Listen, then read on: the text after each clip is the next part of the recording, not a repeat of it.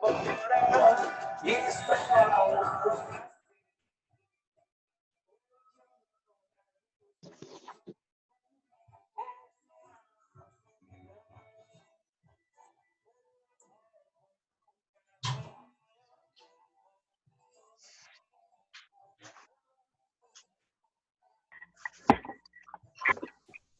dia!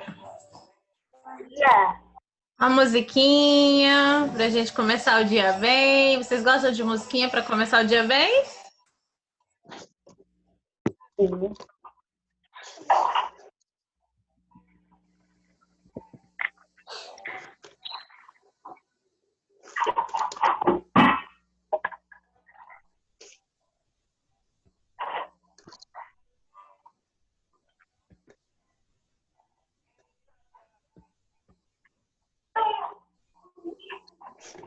Esperar todo mundo entrar, tá bom?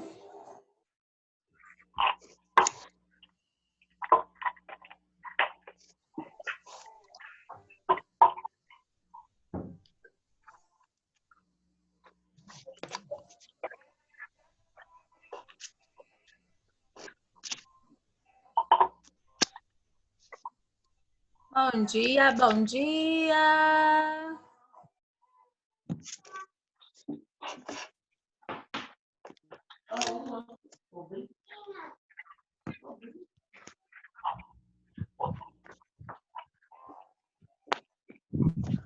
Esperar um pouquinho para todo mundo conseguir entrar e a gente vai curtindo a musiquinha.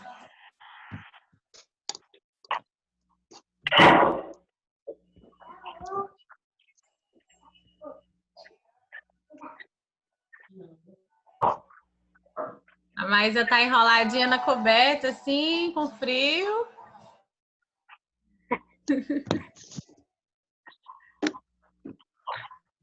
Bom dia. Bom dia. Bom dia.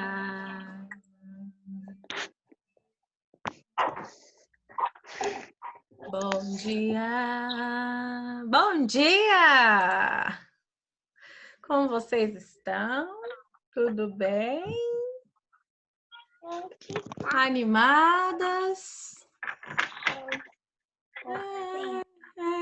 Tô vendo muita animação. Pode deixar. Amanhã eu vou colocar a Dua Lipa, porque aí você já fica assim, enérgico, né? Então tá bom. Amanhã, então, a música de início da aula vai ser a Dua Lipa, porque vocês gostaram, né? De me ver fazendo palhaçada lá na escola, né? Eu sei que vocês gostam. Vocês adoram me ver pagando mico. Né? Vocês gostam de me ver pagando mico, né? Eu sei, eu conheço vocês. Aprendi até a dancinha lá, viu? Tudo bem, gente? Vocês estão me ouvindo direitinho? O som tá bom? Sim. Sim. Então tá bom. Tô esperando um minutinho, porque agora deu 8 em ponto. Ainda deve ter um pessoal ainda para entrar, para conseguir entrar, tá? Bom dia. Gente, pode pegar o livro de história, página 48. Lembra que eu falei ontem que hoje a gente ia ver história e geografia, né? E aí, ficou mais fácil fazer as tarefas lá de matemática depois de ontem? Ficou mais fácil entender? Tava meio assim, dolorido, né? A explicação. Olha, lembrando que a nossa aula está sendo gravada e vai para o YouTube, tá? Depois com essa aula nossa aqui. Não! Oi, bebê, tudo bem? E na semana que vem nós teremos uma atividade avaliativa de português e uma de matemática, tá bom?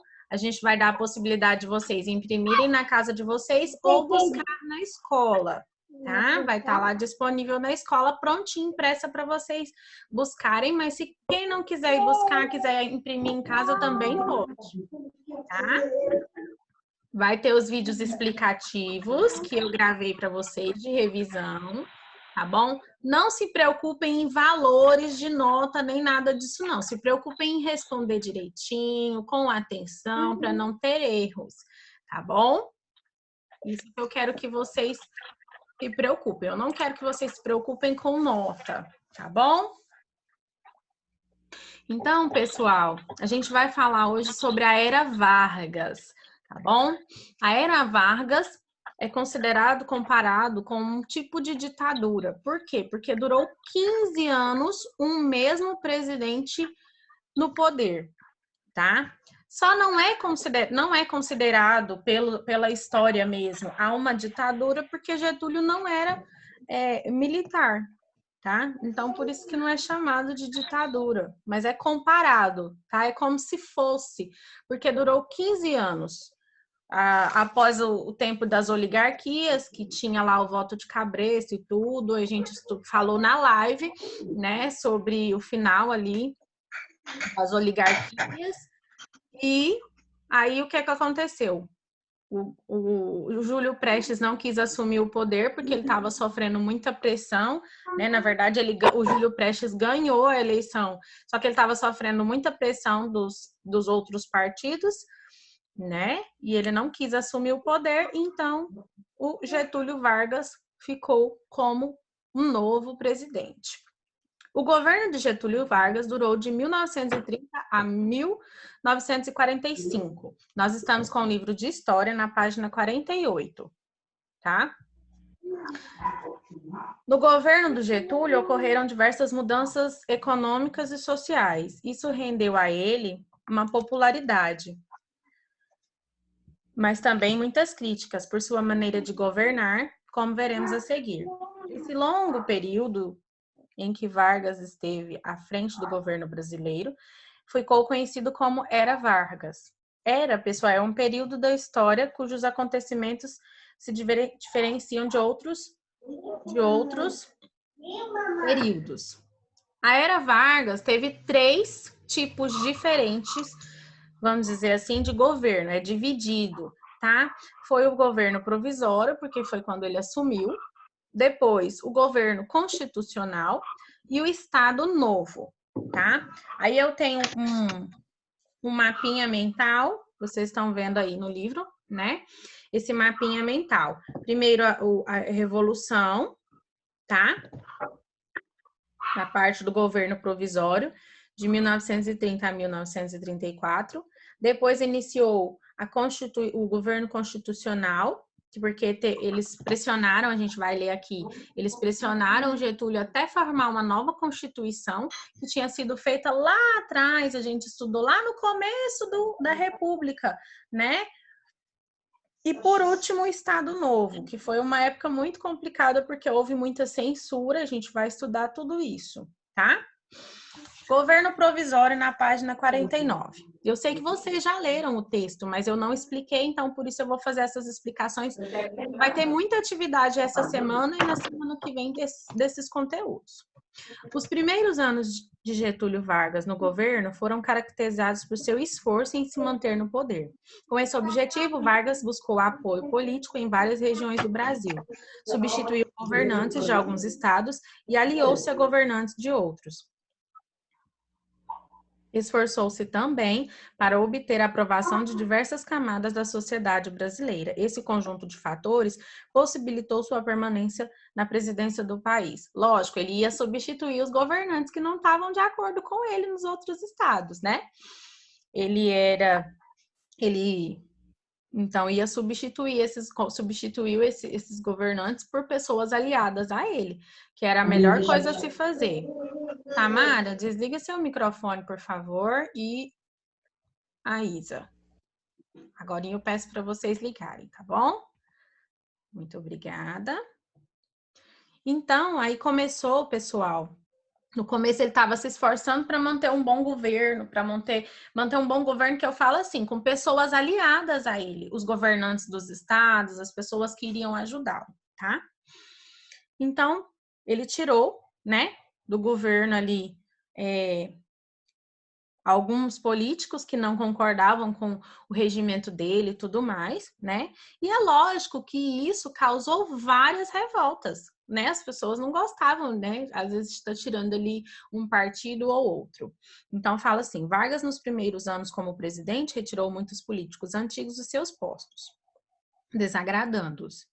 O estado de São Paulo concentrava o maior número de políticos insatisfeitos, lembrando que o Getúlio era de Minas e o Júlio Prestes era de São Paulo. Lembra que a gente viu na aula, na live, na quinta passada?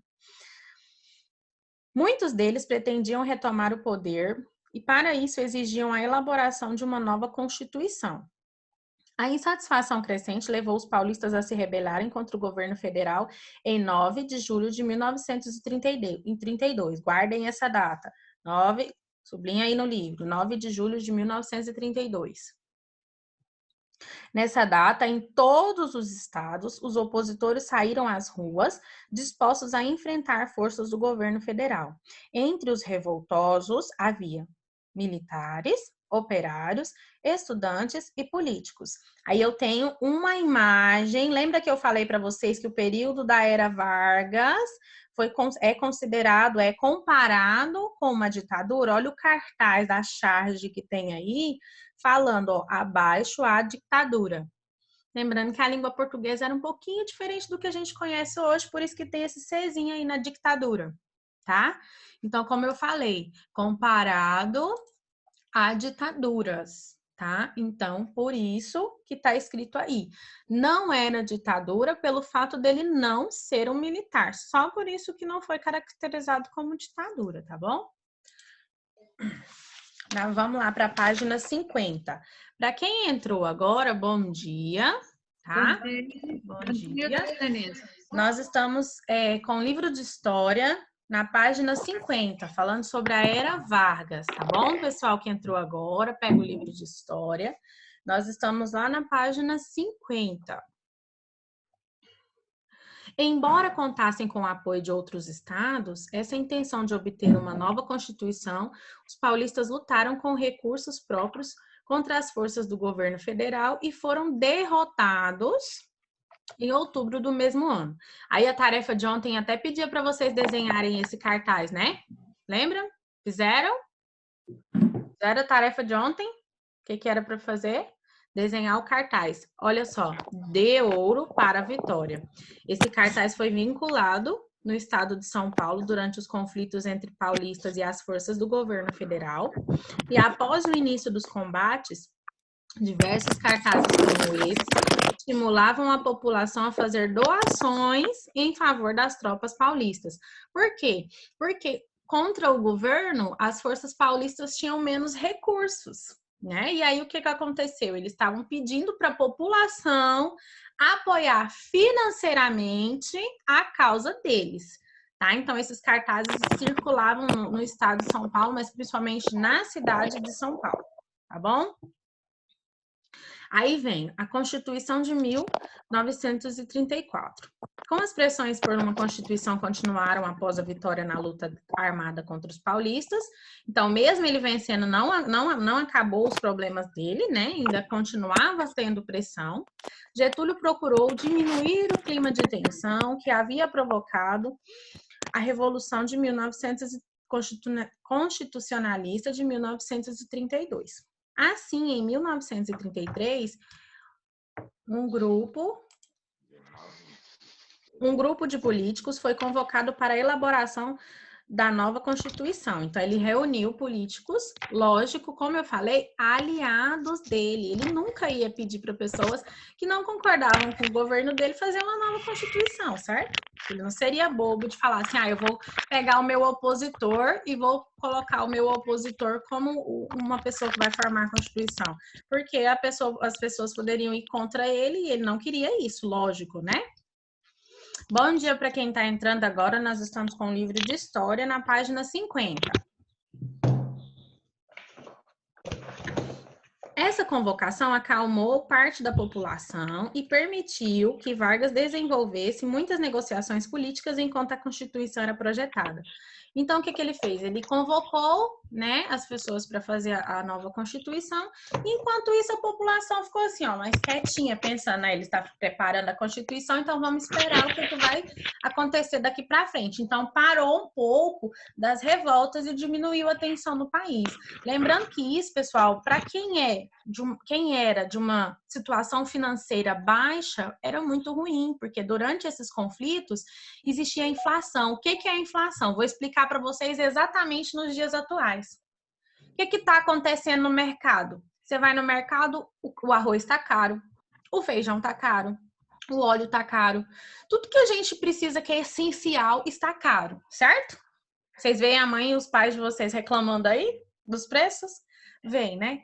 É isso. Por quê? Porque é um momento de situação tensa. Então, o que acontece? As coisas sobem, isso é inflação. Tá bom? Então é isso. Na época que tudo essas tensões, essas revoltas aconteciam, as coisas subiam muito. Então a população mais pobre ficava em uma situação muito difícil, porque tudo estava caro durante as revoltas. Então o que ele fez? Ele convocou uma nova Constituição, a população parou um pouco de ficar lutando ali, né, contra os problemas, contra o que estava acontecendo, e aí diminuía um pouco a inflação, porque as pessoas se revoltavam, por quê? Porque estava tudo muito caro, estava tudo muito difícil, então as pessoas começavam a apoiar aqueles que iam contra o governo, porque o governo às vezes não estava fazendo nada para essas pessoas, certinho? Deu para entender, né? O que é a inflação? Aí veio a nova Constituição, publicada em 16 de julho de 1934, ok? A garantia importante veio a política trabalhista, que tinha lutado muito, tá? Aí veio nessa Constituição o ensino primário gratuito, que é o que vocês estudam, né, como se fosse os dias de hoje, ensino primário, tá? Até o 5º ano, a gente chamava antigamente de primário, que antigamente nem era 5º ano, era 4ª série que a gente chamava nessa época aqui. Aí se tornou obrigatório ser gratuito, porque até então o governo não tinha obrigatoriedade de dar educação para as pessoas, não. Dava educação, mas não era obrigatório, e às vezes não conseguia escola, e não tinha condição de pagar uma escola particular, ficava sem estudar. Por isso que tem tantas pessoas analfabetas, as pessoas mais velhas, às vezes a gente fala assim, mas não tinha escola. Tinha escola, mas nem sempre a pessoa tinha condição, né? Voto secreto, lembra que eu falei que o voto não era secreto? Todo mundo sabia em quem eu estava votando. E o voto feminino, aqui que a mulher teve direito, tá, de votar. Até então a mulher não votava, tá? Lembra que eu falei também os caboclos, que eram as pessoas, os descendentes de negros, descendentes indígenas, também não tinham direito não, tá? E outra coisa, salário mínimo foi criado na era Vargas. O que é o salário mínimo? Quer dizer que a pessoa não pode ganhar menos do que aquele valor para trabalhar uma quantidade de horas e tudo mais, direito a férias para todos os trabalhadores. Não tinham antes disso direito de férias, a pessoa trabalhava, né? E não tinha um salário mínimo. O patrão pagava o que ele queria e pronto, acabou. Né? Hoje nós temos aí o salário mínimo de em torno de R$1.000, né? Hoje, nos dias de hoje, é em torno de R$1.000. Então, quer dizer, a pessoa trabalha no mínimo, vamos dizer, 8 horas e ganha em torno de R$1.000. Ele não pode ganhar menos do que isso para trabalhar esse tanto de horário. É o salário mínimo. O voto feminino e o voto secreto foram duas mais importantes conquistas políticas dos brasileiros na Constituição de 1934. No entanto, o direito do voto era restrito a pessoas alfabetizadas. Aí vem aquela outra questão que eu acabei de falar. Antes disso, não era obrigatório o governo dar educação para as pessoas. Então, muitas pessoas, a população mais pobre, não tinham educação, não sabiam ler e nem escrever. Nem sabia escrever seu próprio nome. Então, as pessoas que não sabiam ler e escrever não podiam votar, tá? Hoje em dia pode, tá? Hoje em dia pode votar, mesmo não sendo alfabetizado. Assim, a maioria da população que era analfabeta por ser de uma condição financeira baixa, continuou afastada do processo eleitoral. Agora a gente vai lá para a página 52. Já responderam a página 51? Não, é de hoje, né? A 51 é de hoje. Aí vocês vão responder de acordo com essas explicações. Mas tá fácil, ó. Qual foi o principal objetivo do governo do presidente Vargas no período anterior à elaboração da Constituição de 1934? O objetivo era qual? Era estabelecer, né? Ficar na presidência, não ser retirado, e estabelecer, né, arranjos políticos, ou seja, ter pessoas aliadas próximas a ele, tá? E tirar os adversários dele do poder. Esse era o objetivo principal do começo, tá bom? A2. Observe o cartaz e faça o que se pede. Descreva a imagem. Vocês vão olhar essa imagem que tá aí, tem um militar. Essa bandeira que tá aparecendo, uma bandeira do Brasil, e em cima é a bandeira de São Paulo, tá? Aí tá escrito assim: avante, cada paulista válido é um soldado. O que quer dizer esse cartaz? O que vocês acham que quer dizer? Né? Um homem com trajes militares, porque as pessoas estavam lutando contra o governo Vargas, tá? Qual é a mensagem transmitida pelo texto? O texto que tá aqui no cartaz, ó, cada paulista válido é um soldado.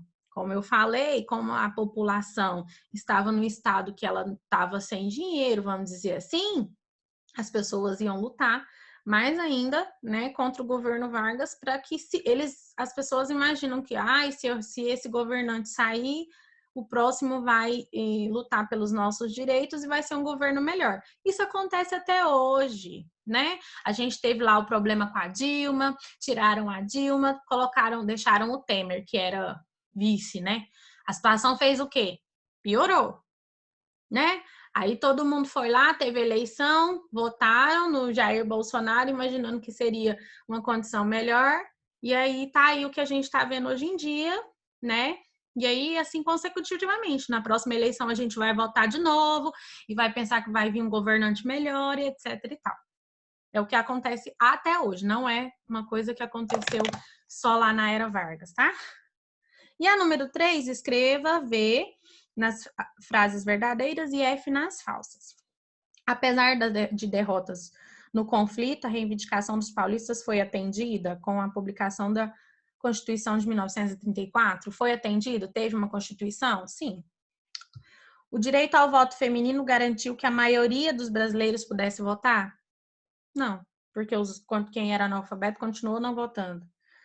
Vargas utilizou o período de elaboração da Constituição para fazer negociações? Sim. Por quê? Porque a população parou de se revoltar contra ele e ele aí, então, conseguiu continuar fazendo negociações. Vamos lá na página 52, o governo constitucional.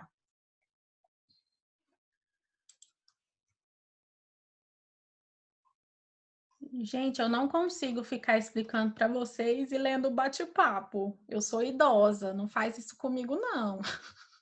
Tem um monte de mensagem aqui. Gente, não precisa sublinhar muita coisa, não, até mesmo porque tudo que a gente leu aí é importante, tá? Mas pode sublinhar. Por enquanto, eu não vou pedir resumo, não. Essas 2 semanas eu vou liberar de resumo. Olha só, o governo constitucional, tá? Uma das definições da Constituição de 1934 foi de que a eleição presidencial daquele mesmo ano seria decidida somente pelo voto das mesmas pessoas que participaram da Assembleia Constituinte. O que o Vargas fez? Ele falou assim: as mulheres podem votar, vai melhorar isso assim, assim. Só que ele, na eleição que seguia ao que ele queria, ele colocou quem? As pessoas que fizeram a Constituição para ele, que eram quem? Aliados dele, que iriam votar em quem? Nele. É óbvio. Eu vou fazer algo que vai me prejudicar? Não. Tá? Então, o que ele fez? Eu vou falar assim, a Samara é minha aliada, então ela fez parte da Constituição, então ela pode votar em mim. Eu não vou pegar, por exemplo, a Ana Luísa, que vai contra mim, que não concorda com o meu governo, colocar ela lá para fazer para votar em mim, sendo que ela não concorda comigo, porque ela vai votar contra, né? Óbvio, tá bom? Ficando definido somente que aí a primeira eleição, ele começou lá em 1930. Em 1934 teve uma eleição. Quem votaria? Só os aliados dele que fizeram a assembleia, tá? Então, a primeira eleição de verdade com o povo da era Vargas foi em 1938, 4 anos depois. Então, só aqui ele já ficou 8 anos, tá? A eleição ocorreu em 7 de outubro e Getúlio foi eleito com ampla vantagem sobre os candidatos adversários. Isso deu início à fase do governo constitucional. Apesar de eleito, Getúlio Vargas não ficou satisfeito com a nova Constituição. Por que ele não ficou satisfeito? Olha só, uma vez que diminuía o poder do presidente da República e aumentava o poder dos deputados e senadores. Além disso, ela não dava a possibilidade de reeleição presidencial. Quer dizer que ele não poderia ser reeleito. Hoje em dia, um governante, um presidente ou governador ou prefeito pode ficar 4 anos, né? Que é o tempo de eleição que ele vai ficar. Aí ele pode se recandidatar e ficar mais 4 anos. Então ele ficaria 8 anos. Isso aconteceu com o Fernando Henrique Cardoso, com o Lula e com a Dilma. Só que a Dilma sofreu impeachment e aí ela foi tirada. E o impeachment é exatamente isso. Os deputados e os senadores votam contra, porque não estão concordando com o presidente. E o Getúlio não gostou disso, tá? Ele não gostou que ele não pudesse ser reeleito a partir de 1938, né? E também não gostou que os deputados e os senadores tivessem tanto poder, tá? Os deputados e senadores também são eleitos pelo povo, né?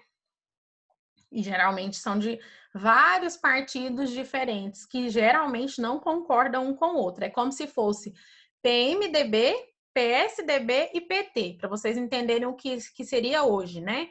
Hoje nós temos esses 3 principais partidos: PMDB, PSDB e o PT, que são todos inimigos, digamos assim, inimigos políticos, tá? Então, exatamente isso fez com que o Getúlio não ficasse satisfeito. No entanto, em 1937, alguns membros do governo afirmaram, presta atenção nessa história aqui,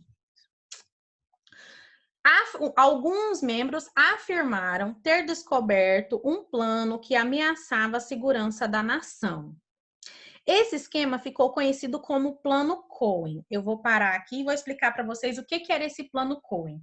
Foi um documento, olha, entre aspas, escuta, elaborado por militares brasileiros com a intenção de simular uma revolução judaico-comunista. Quer dizer que esse documento, feito por militares, queria tornar talvez o Brasil em um estado comunista, diferente do estado de república que nós vivemos hoje, tá? E judaico-comunista porque tem a ver com a religião dos judeus, tá bom? Que, diferente de nós que somos, a maioria no Brasil é cristão, os judeus não acreditam em Cristo, eles acreditam em Deus, no mesmo Deus, mas não acreditam que Cristo foi filho de Deus, mandado para salvar os pecados, etc e tal. Não vamos entrar muito nisso aqui. Aí, continuando lá. Plano Cohen, expliquei para vocês o que era. Serviu de justificativa para que Vargas... Não, e foi bastante divulgado. O governo começou a falar desse Plano Cohen na televisão, na rádio, colocar cartazes na rua. Deixou a população o quê? Apreensiva. Porque a gente fica o quê? Com medo. É igual o coronavírus. No começo, ninguém estava falando dele, ninguém estava dando importância. A partir do momento que a gente começou a escutar muita coisa, falar muita coisa na televisão, a gente fica o quê? Apreensivo, assustado, com medo. Então, foi isso que fizeram. O governo começou a divulgar o tal Plano Cohen, falar disso demais, colocar cartaz na televisão, na rua, falar no rádio, que era um dos principais meios na época de comunicação, colocar nos jornais. E isso serviu de justificativa para o Vargas mandassem prender os adversários políticos, ou seja, quem vai contra mim vai ser preso, para que este Plano Cohen não aconteça. e anunciasse uma nova Constituição. Então, de novo, ele anunciou uma nova Constituição, ok? Fala, Ana Clara. Ana Clara está levantando a mão. Tem alguma dúvida? Não, né? Vou continuar aqui, senão nossa aula acaba e eu não terminei.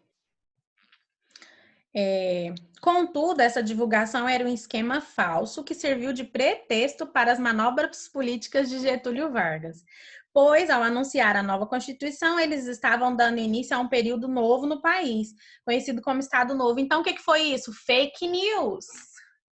Foi um fake news do governo. O que ele fez?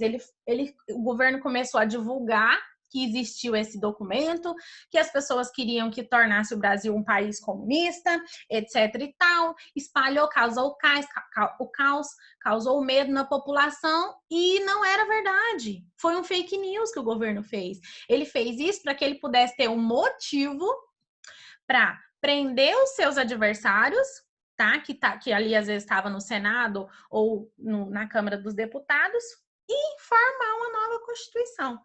Ok? Deu para entender? Alguém até aqui tem alguma dúvida? Nós estudamos os 2 primeiros períodos da Era Vargas. O governo constitucional, que foi essa parte que a gente falou agora, tá? Que formou uma nova Constituição, depois outra Constituição, tá? E o governo provisório, tá bom? Amanhã nós vamos falar sobre o Estado Novo, que foi uma outra parte do governo de Getúlio. Hoje, o que vocês vão fazer? Hoje é para responder, né? Responder aqui. Deixa eu olhar aqui qual é a página que vocês vão fazer hoje. Acho que é isso mesmo. 51, que eu dei as dicas para vocês, 52 e 53. Na 52 nós lemos.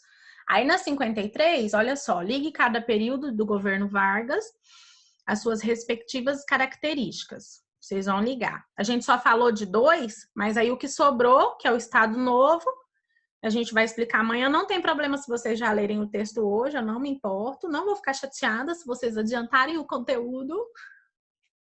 Tá bom? 2. Que ações de Vargas favoreceram a permanência dele durante o governo provisório. Ele apoiou, né, algumas regiões do Brasil que antes não tinham muito poder, porque antigamente era só Minas e São Paulo. Substituiu governantes que não eram aliados dele, esforçou-se para manter a aprovação, acalmou a população, fazendo uma nova Constituição. 3. Escreva V nas frases verdadeiras e F nas falsas. A Constituição de 1934 não permitia a reeleição do presidente da República. Verdadeiro. Getúlio ficou satisfeito com a Constituição de 1934. Falso, ele não gostou. A Constituição de 1934 garantiu o voto secreto. Verdadeiro. O esquema conhecido como Plano COI representava uma ameaça real à segurança nacional. Falso, porque era fake news, né? 4. Porque Getúlio Vargas não estava satisfeito com a Constituição de 1934. 1, porque ele não podia ser reeleito, né? E o 2, porque aumentou o poder dos deputados e senadores. Tá bom? Fala, Mariana, tá com dúvida?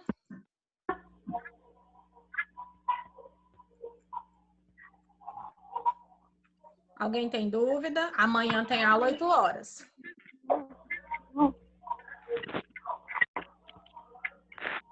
Amanhã tem aula de novo, Zoom, 8 horas, tá?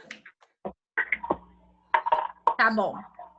Até aqui, esses dois tipos de governo, esses 2 governos da Era Vargas, todo mundo entendeu, conseguiu entender direitinho. Dá um joinha aí para mim, uma reação aí, se entenderam? Então tá bom. Ok. Agora a gente vai lá em geografia. É a página 164. Densidade demográfica, é o mesmo livro. 164.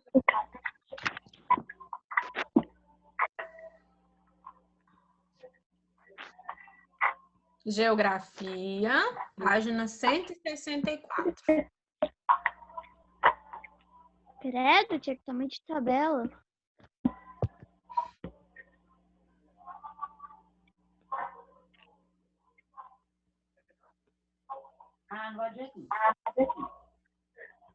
Eu já falei para vocês parar de conversar no bate-papo, porque eu não consigo entender o que vocês estão falando lá e aqui. Ou eu explico, ou eu leio o que vocês estão escrevendo lá, minha gente. Eu sou idosa, não faz escatia, não. Densidade demográfica. Nós estamos falando sobre a população brasileira. Densidade demográfica é a quantidade de pessoas. Conforme se pode notar no mapa anterior, a população, o mapa anterior é lá na página 163. A população brasileira não é distribuída igualmente pelo território. Há regiões e estados com muito mais habitantes do que outros. Para saber como ocorre a distribuição, comparamos as informações da densidade demográfica de um lugar com os outros região, estado ou município. A densidade demográfica indica quantos habitantes por quilômetro quadrado, ou seja, quantas pessoas vivem em uma área específica, pode ser estado, município ou país, né? Ou região. O que nos permite saber qual é o nível de concentração da população dessa área, se ela é populosa. Para descobrir a densidade demográfica de um lugar, é feito o seguinte cálculo. Não vou pedir para vocês fazerem, mas é bom a gente saber como faz. É uma fração, é uma divisão. Olha só, pega o número de habitantes total, vamos supor que a gente vai fazer de um município. Pega o número de habitantes desse município e o tamanho do município, a área do município, em quilômetros quadrados, e divide, tá? Um pelo outro. Aí vai saber quantos habitantes por quilômetro quadrado. Não vou pedir para vocês fazerem, não, que é muita maldade. Na página 165, hoje eu não vou pedir, não. Observa a tabela que mostra a densidade demográfica dos estados.